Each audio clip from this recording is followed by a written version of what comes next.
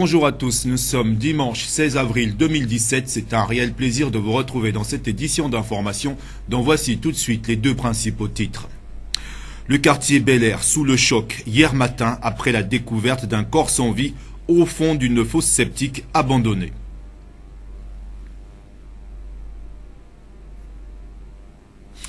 Vers la matérialisation du nouvel ordre urbanistique, le lancement du projet a été fait hier par le ministre de l'Urbanisme, de l'Habitat et du Logement, Bruno Benmoubamba. C'était un coq. Je vous le disais en titre, l'émotion hier matin des populations du quartier Bel Air suite à une découverte macabre. Il s'agit d'un corps sans vie au fond d'une fosse septique abandonnée. Le déploiement des forces de sécurité a permis de sortir le Macabé de l'eau pour l'acheminer vers les maisons de pompes funèbres. Le récit d'Arnaud Babekung. L'enclave de Bel Air, dans le premier arrondissement de la commune de Libreville, est sous le choc après la découverte de ce corps sans vie au fond de cette fosse septique abandonnée et à moitié remplie. Découverte faite aux environs de midi par des gamins du quartier. La position immergée de ce corps ne permettra pas d'identifier le Macabé. Aux alentours, personne n'est à la recherche des siens. Toutes les familles, sur un rayon de 500 mètres, affichent complet. Qui est donc ce corps sans vie au fond de cette fosse septique abandonnée entre les habitations? Le mystère restera entier pendant une demi-heure. Il a fallu l'arrivée des forces de police suivies des sapeurs-pompiers pour sortir le corps inerte de l'eau. Ferme la porte. Oh.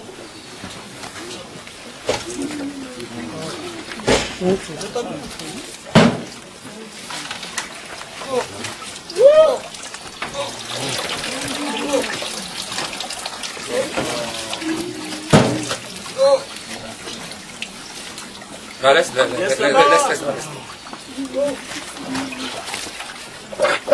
Quand tu as tes dents, tu donnes un coup de main à tes collègues.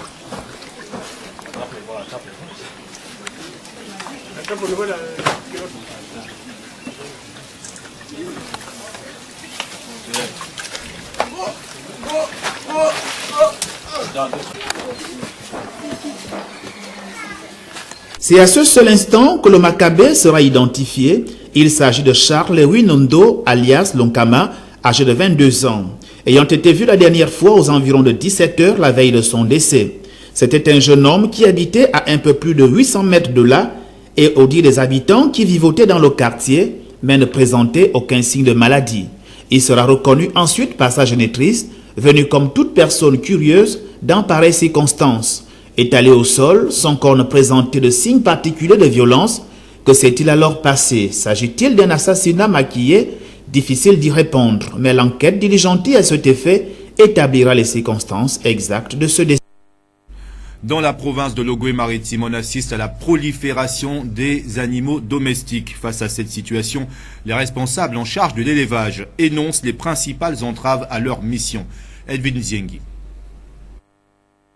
Chargé d'apporter assistance à l'ensemble des personnes qui se sont lancées dans les activités qui assurent la multiplication des animaux souvent domestiques, parfois sauvages pour l'usage des humains au niveau de la province de l'Ogooué-Maritime, le responsable provincial chargé de l'élevage dénonce les difficultés auxquelles ils font face sur le terrain. Nous avons parfois des problèmes de communication et il y a des gens qui ont du mal à comprendre le message que nous passons.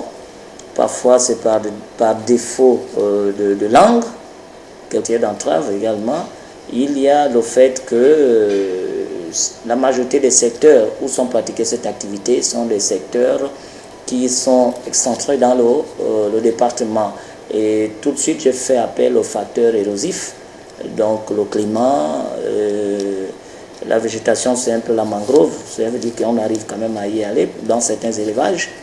Mais quand même, les difficultés d'accès, parfois on est obligé de patauger dans l'eau. Je ne connais que la région du Cap, le Cap Lopez, je crois, et le canton Océan sur la banlieue Ntchengue. Mais dans la région des lacs, je n'ai pas encore été, justement par défaut de moyens. Donc on a ces difficultés également au niveau du déplacement, donc du moyen de locomotion. Malgré ces entraves, ce service arrive à obtenir des résultats satisfaisants. Notre objectif est d'abord d'encourager les Gabonais à s'autosuffire, encourager les Gabonais à créer des activités génératrices de revenus. Et ces activités peuvent générer beaucoup d'emplois. au sein de le département, on a des Gabonais qui se lancent, des personnes qui viennent, qui veulent des informations quant à la création des activités, quelles sont les mesures à prendre. Nous les encourageons, nous les suivons. Au moment où je vous parle, si vous arrivez au site d'IGAD, il y a 2 jeunes Gabonais qui éventuellement aujourd'hui ont un cheptel de globalement un ensemble de 2000 têtes de poules pondeuses. Et le premier va rentrer en ponte à la fin de ce mois. Vous voyez qu'après le passage chez nous, on l'a encouragé, ils ont fait un test et les animaux se portent très bien. Et je crois que d'ici le 28 au 29, le premier œuf devra faire son apparition. Engagés à mener à bien leur mission, les responsables provinciaux du ministère de l'Agriculture, de la Pêche et de l'Élevage de l'Ogooué-Maritime avaient récemment organisé une importante séance de travail avec les éleveurs. On reste à Port-Gentil où plusieurs enseignants ont participé à un séminaire de formation pour améliorer leurs compétences dans la pratique de l'évaluation et la gestion de la classe.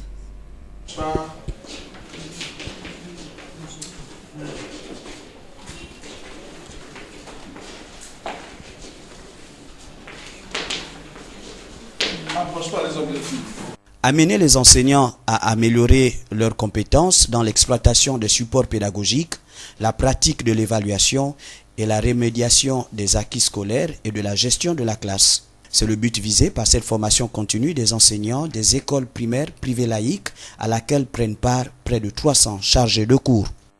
L'éducation nationale a constaté avec beaucoup d'à-propos qu'une bonne partie des jeunes Gabonais sont formés dans des écoles privées laïques et que ces écoles privées laïques-là avaient un déficit en termes d'enseignants suffisamment outillés.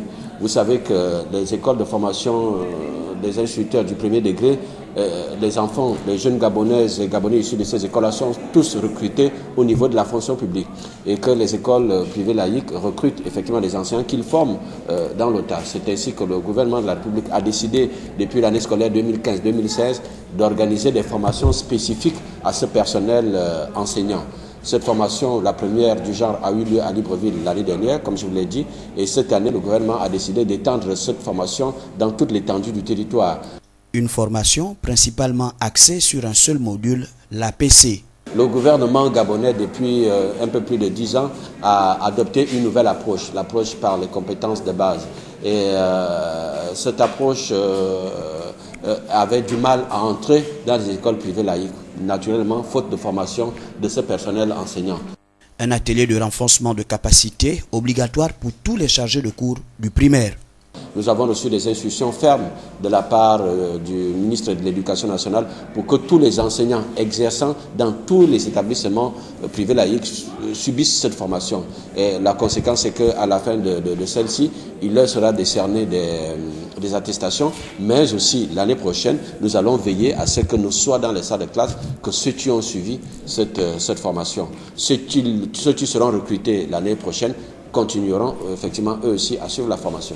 Débutée ce lundi à l'école Sainte-Thérèse, cette formation continue des enseignants des écoles privées laïques de la commune de Port-Gentil prendra fin le vendredi 7 avril 2017 prochain.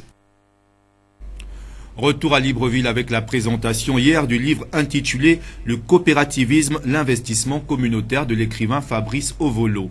Un livre qui vise à faire comprendre la nécessité de se regrouper en vue de la création des grandes entreprises pour le bien de la communauté. Le récit d'Inès Mungamombo. C'est devant une assemblée assoiffée de connaissances dans le monde de l'entrepreneuriat que l'écrivain Fabrice Ovolo a présenté son livre intitulé « Le coopérativisme, l'investissement communautaire ». Il était question pour l'écrivain de montrer le bien fondé de se regrouper en vue de monter une activité génératrice de revenus, voire une grande entreprise.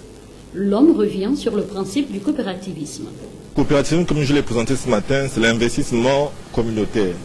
C'est la possibilité pour un groupe de personnes, des amis, des frères, ou d'un village, d'une église, peu importe, de se mettre ensemble pour créer des entreprises. Mais ils le font à leur rythme, en fonction de leurs moyens et de leurs capacités. C'est-à-dire, si ça doit leur prendre 2 ans pour créer l'entreprise, ils le font en 2 ans. Si ça doit leur prendre 5 ans, ils le font en 5 ans. L'essentiel, c'est que derrière, ils vont se retrouver avec une réelle entreprise qui va leur apporter des revenus supplémentaires et qui vont augmenter avec le temps. Donc il s'agit vraiment d'une idée d'émancipation individuelle et personnelle et collective. Toutes les couches sociales pourront se retrouver à travers les lignes de cet ouvrage qui vient impulser une nouvelle dynamique dans le monde des affaires.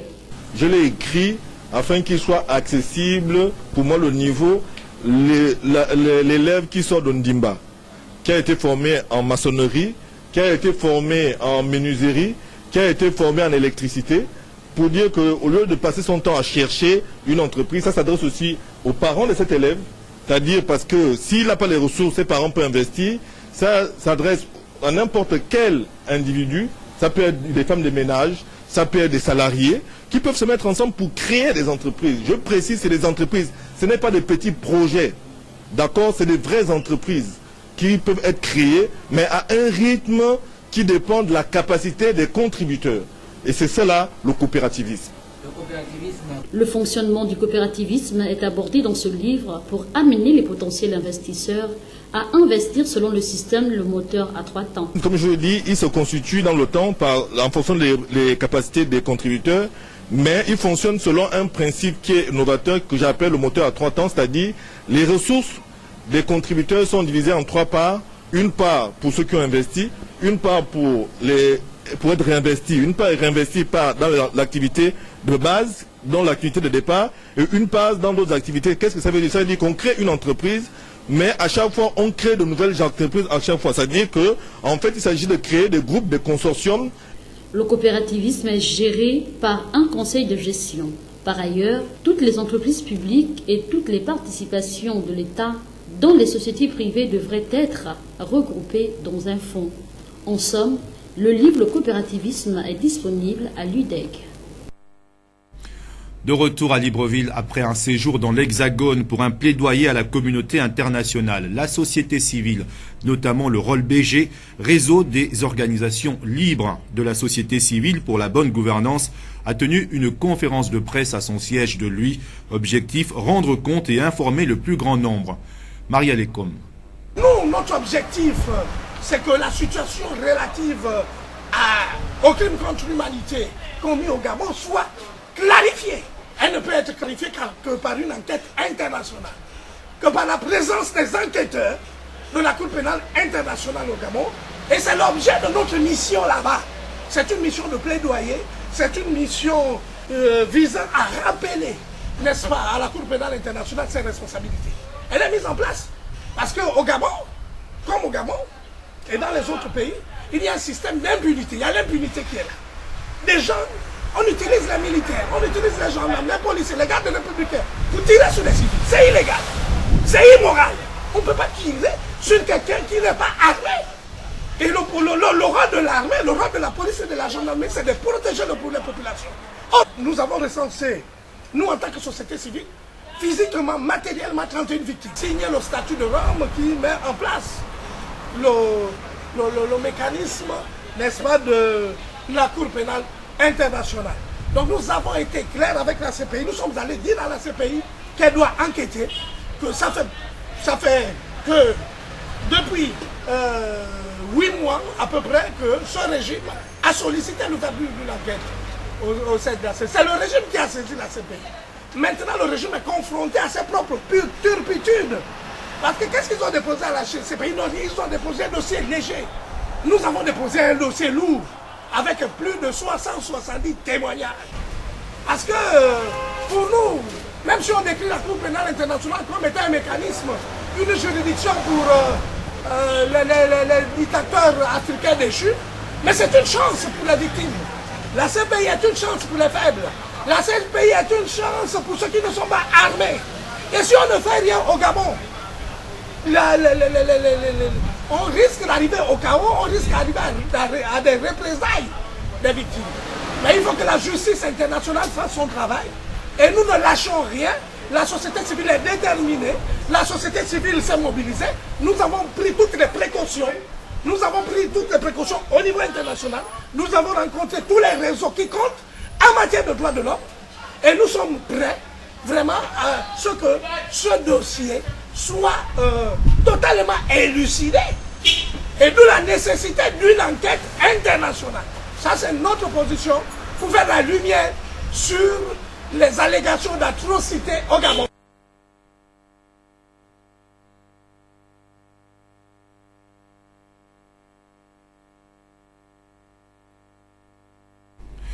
Le ministre de l'Habitat, le Bureau de coordination du plan stratégique Gabon émergent et la Direction générale d'Olam ont organisé conjointement à Nkok une conférence de presse pour présenter le nouvel ordre urbanistique. Arnaud Babekung.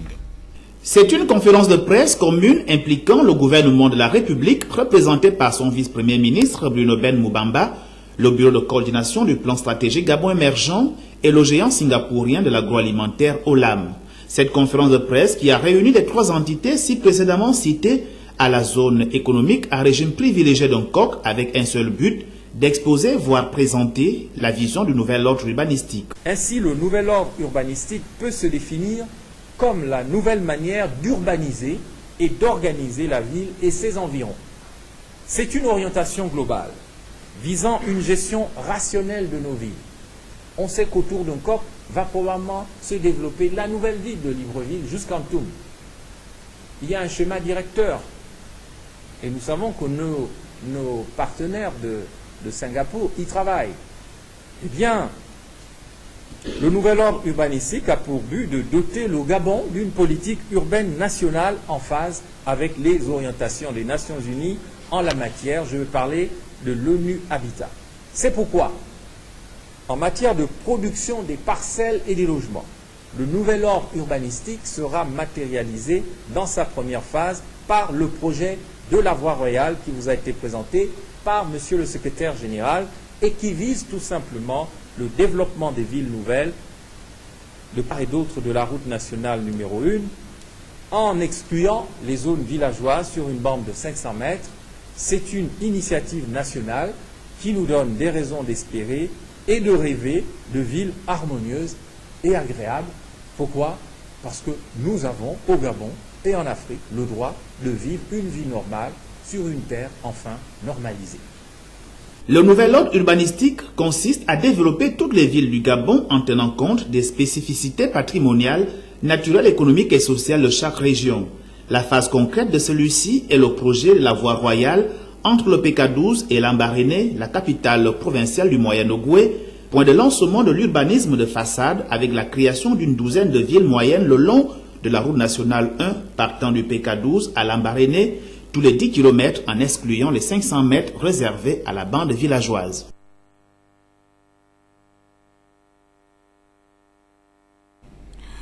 Dans cette édition d'information, nous parlons également des travaux de la session ordinaire tenue hier matin à la mairie du 4e arrondissement de la commune de Libreville. L'économie de ce conseil d'arrondissement avec John Hilaire Bouya. La mairie du 4e arrondissement de la commune de Libreville a tenu ce matin une session ordinaire dans ses locaux.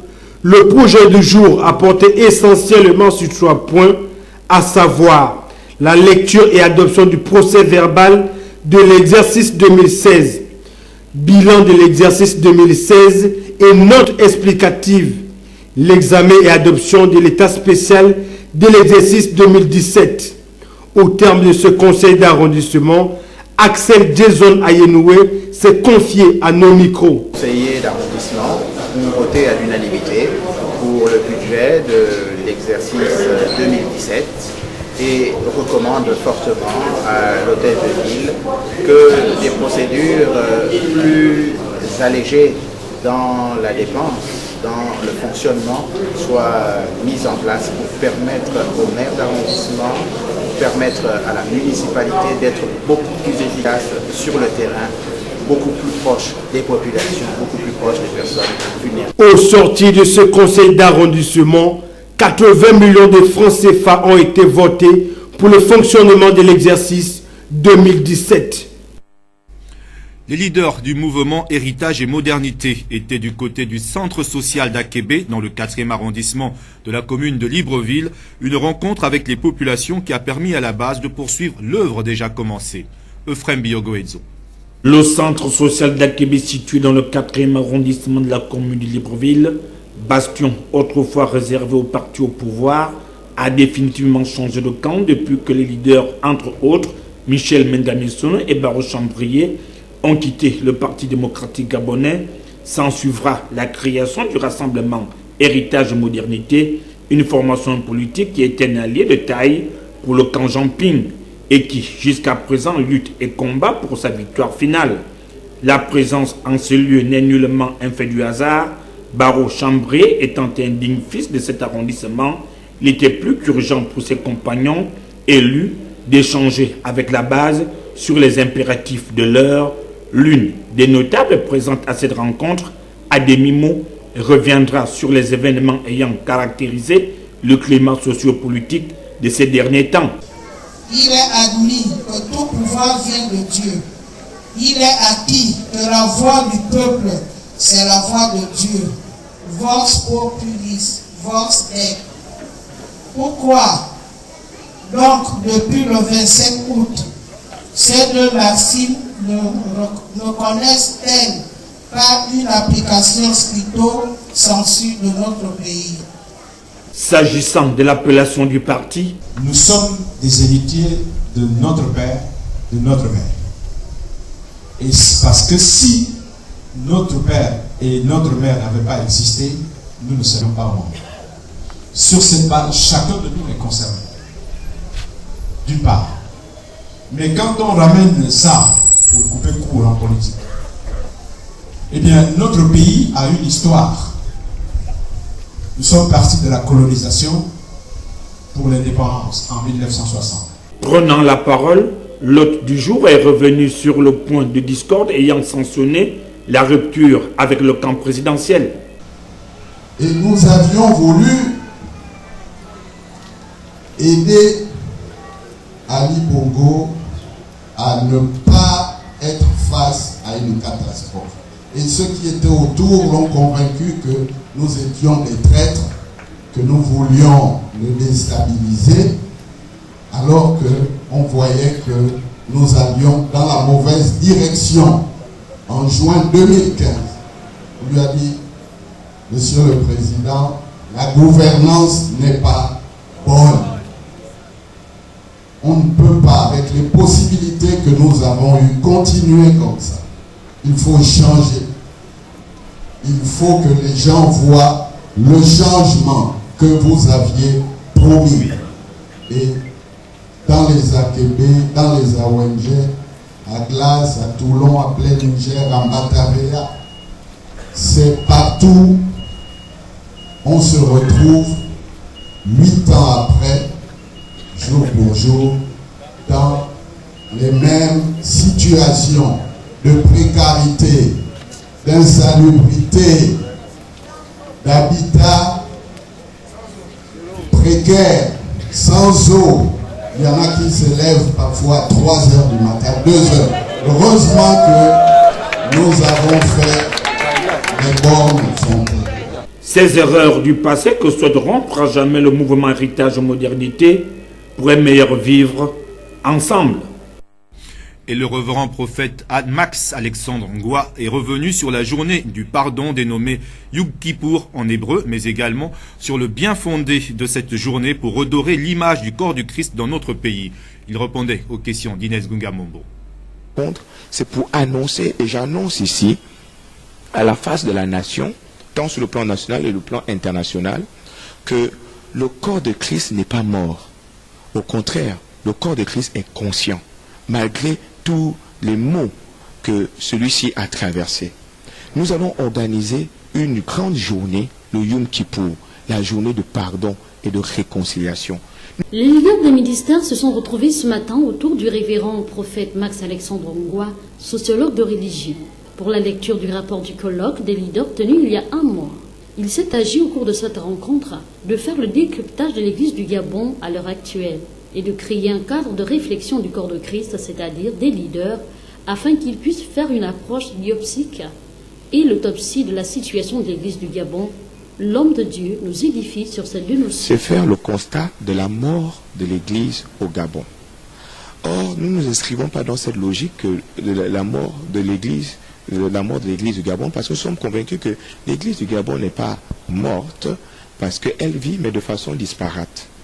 Donc nous sommes inscrits dans une approche biopsique qui vise à pouvoir à pouvoir identifier les mécanismes de la paralysie du corps de Christ au Gabon. Or, les mécanismes de la paralysie du corps de Christ au Gabon, c'est l'absence de l'unité de l'Église. Les causes de cette situation sont énumérées par le révérend prophète qui interpelle une fois de plus ses frères et pères. De leadership, il y a la frustration des blessures générationnelles entre des serviteurs de Dieu, il y a l'intrusion du politique qui est là, qui a pour règle diviser pour mieux régner, d'où l'on se trouve avec des églises dites pro-majorité, pro-opposition et des églises non alignées.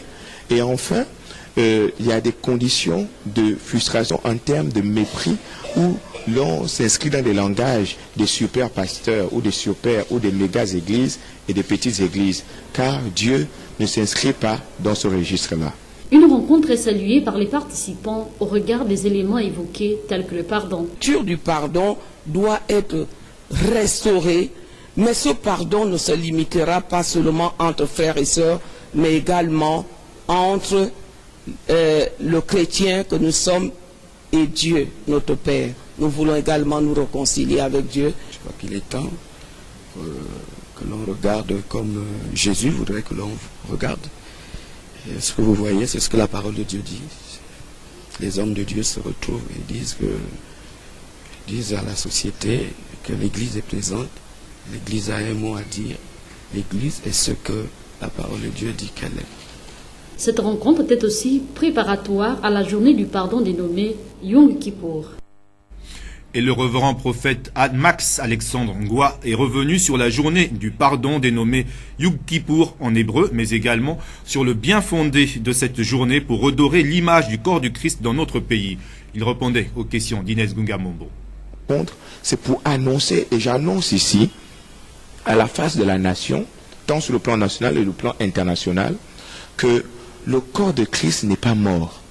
Au contraire, le corps de Christ est conscient, malgré tous les maux que celui-ci a traversés.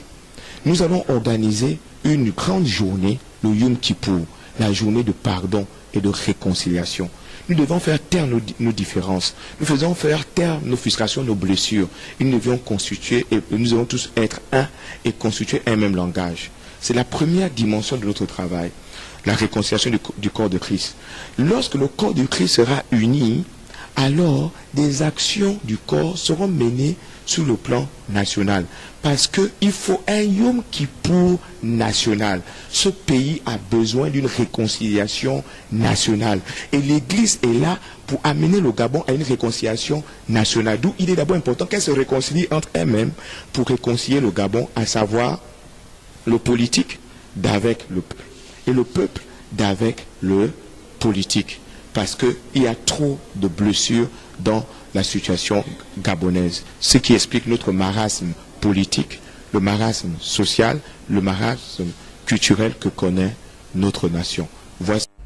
Un mot de sport dans cette édition d'information. Lors de la conférence de presse, la commission juridique du ministère des Sports a rendu public certaines décisions visant à redonner un souffle de vie au sport national. Propos recueillis par Euphrem Biogoetso. Le ministère de la Jeunesse et des Sports, par l'entremise de son directeur, appuyé par la commission juridique et monté au créneau, non pas pour féliciter les fédérations sportives, eu égard à leurs engagements, mais plutôt pour les emmener à se conformer, tout en respectant les statuts et règlements de leurs institutions.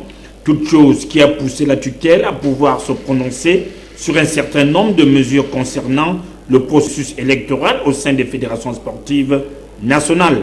Deuxième catégorie, il s'agit des fédérations dont le processus électoral demeure suspendu jusqu'à ce jour. Et pour cette catégorie, nous avons la Fédération gabonaise de kickboxing, dont l'élection devait se dérouler le 14 janvier 2017. La Fédération gabonaise de Wushu, le 18 février 2017. La Fédération gabonaise de taekwondo, le 25 février 2017. La Fédération gabonaise de judo, le 18 mars 2017. Un certain nombre de mesures conservatoires ont été prises au sujet de ces fédérations, notamment l'expédition des affaires courantes par les secrétaires généraux de la Fédération gabonaise de Wushu et de la Fédération gabonaise de kickboxing, et par leur président, la Fédération gabonaise de judo et taekwondo, et jusqu'à la tenue des élections dans les prochains jours. Pour le judo, il a été décidé la mise sous tutelle financière, la mise sous tutelle financière pour les fonds provenant de l'État. Les fédérations ci-dessus mentionnées doivent impérativement boucler leur processus électoral fin mai 2017. Par ailleurs, en ce qui concerne toujours le judo, elle bénéficie, n'est-ce pas, d'un délai de 3 mois pour se conformer à la loi. S'agissant des assemblées générales, la Fédération gabonaise de football et celle d'athlétisme bénéficient quant à elle d'un report exceptionnel pour le 17 décembre 2017. La 4e catégorisation concerne quant à elle celles n'ayant pas tenu leurs assemblées générales. Il s'agit de la Fédération gabonaise de tennis de table, tennis sur court, Fédération gabonaise de golf, Fédération gabonaise de natation. Les mesures prises, c'est le non-renouvellement, n'est-ce pas, des agréments techniques et de la suspension de la subvention de l'État. Quelques fédérations sportives s'en tirent plutôt bien de l'affaire, l'objectif pour ces hauts fonctionnaires au service de l'État étant de faciliter le bon fonctionnement du sport national qui passe par la mise à jour de ces institutions. Et puis on ne se quitte pas sans cette question qui vous a été posée en expression libre par John Hilaire Bouya. Dans quel arrondissement de la commune de Libreville retrouve-t-on le quartier Akebe-Poto? Akebe-Poto est, je crois, à la limite du 2e. Et normalement, je ne sais pas la limite du 4e, mais Akebe-Poto, c'est dans le 2e. À mon avis, dans mon humble avis, 2e, 3e et 4e doivent se disputer le point. Mais Akebe-Poto à l'époque, comme nous on avait à l'âge là, on n'avait pas d'arrondissement, donc les limites qui ont été imposées, je ne sais pas exactement comment c'est possible. 3e arrondissement. Le 3e arrondissement. Je ne connais pas. Akebe-Poto se trouve dans l'arrondissement, le 3e arrondissement. À retenir pour tous ceux qui l'ignoraient jusqu'à présent, le quartier Akebe-Poto se trouve dans le 3e arrondissement de la commune de Libreville. Voilà, c'était l'essentiel du journal de notre rédaction réalisé par David Mitola. Merci à tous de l'avoir suivi. Surtout, passez un bon dimanche.